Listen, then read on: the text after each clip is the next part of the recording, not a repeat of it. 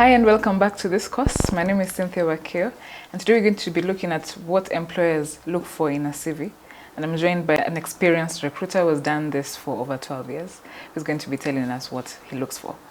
Thank you for joining me. Thank you, Cynthia. So when a CV lands on your desk, what common mistakes are a turn off to you when you see a CV, when you're reviewing a CV, or even to any employer? Thank you, Cynthia, for that question. It's a very important question, especially for those who are watching and they're looking for, greener pastures, or even they might be looking for their first job. So the first turn-off, I would say, it's poor formatting. Yes. Because here you are, this is not the only applicant you have, and someone has sent you a CV, but you can't make sense of it. So obvious. No one is going to spend a lot of time trying to understand, where is your work experience? Where do I find the education? Do you have achievements? Yeah, so formatting really matters. What's the first impression that someone gets? Yeah. Even you, if you go to a supermarket and it's disorganized, rarely will you spend time there. Yes. You're most likely to walk out. So that's number one. Number two is grammatical errors. Yes. So these are simple things that you could have taken care of. So you might find some sections are capitalized, others are in lowercase. Maybe you are using, you could be using different fonts, or even there's no flow. The way you've written. So grammatical errors is also a big turn-off, and especially the higher you are, you can't afford to make mistakes, because people will assume that's also how the quality of your work will also be poor, most likely. Yeah. Another thing I've seen is that when a CV is not tailored for the position. So a lot of us, we only have one CV, what I would call a generic CV. Yes. So it's always recommended customize your CV to suit the role. Yeah. So that way, someone feels that the CV is talking to me. Yeah. And you might assume, like now if you're a finance manager, you might assume all the positions you are applying for are the same, whereas they are not the same. You might find maybe this position is emphasizing on you having budgeting skills. This one might be emphasizing on you having done costing.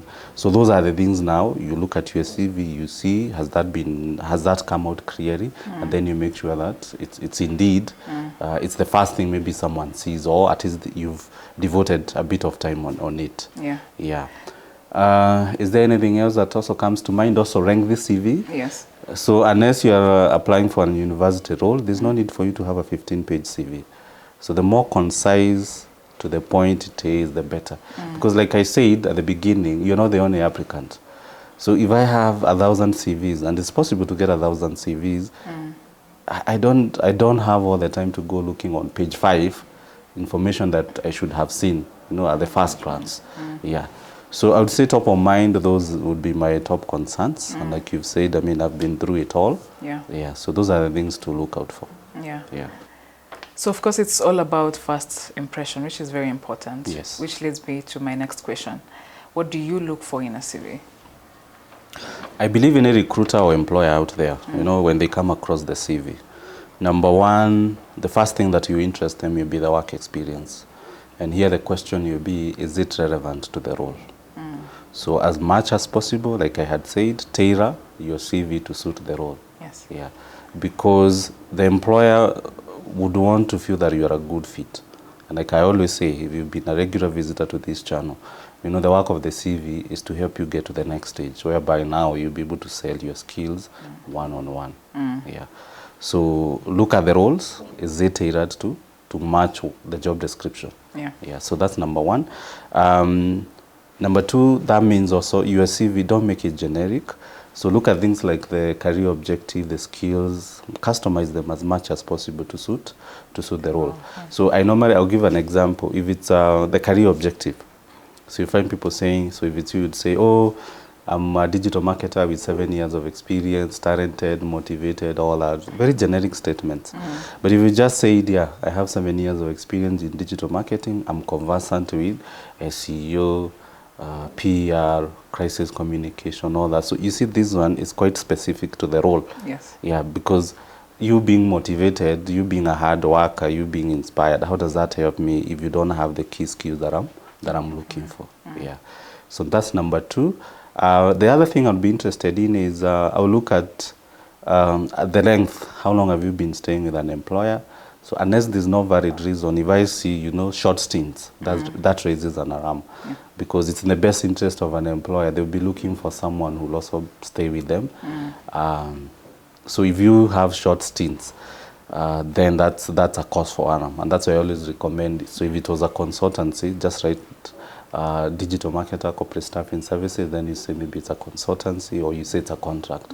So that you put into context. Someone says, okay, she stayed there for 1 year because it was a contract. So it's not like she likes moving, changing jobs. The other thing would be things like achievement.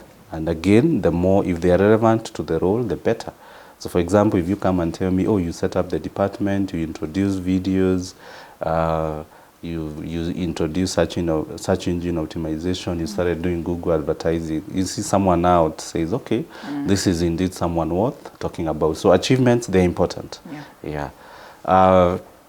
I had also said about formatting when you are discussing the mistake. I think it's also crucial because first impressions really matter.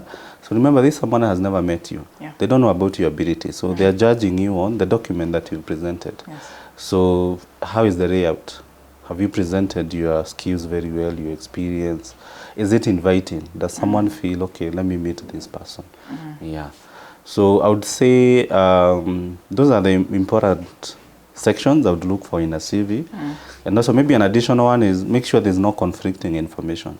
Sometimes I see people writing, so let's say you started working at corporate staffing in 2021 to date, but then you find your previous job, you say it ended in 2022. So simple mistakes. So it can raise some question marks. So just proofread your document before you share it, and just make sure the presentation and the information you've given is really working for you. At the end of the day, you don't have a lot of time because you don't have a lot of CVs. I wish candidates knew, Cynthia, how the game is played, because you're not the only one. And that's why you find sometimes professionals are disappointed, especially when it comes to applying for a job, because it's quite competitive. I'm not the only HR person. John is not the only videographer in this world. In Kenya, you're not the only digital marketer. So the competition is stiff. So look at what you need to minimize the mistakes, you know, things that will make someone ignore your CV and go for another one. It can make a difference when you ensure that you apply the tips Pamina has shared for your next job or for your next dream job. Thank you for watching, and see you in the next topic we will be discussing.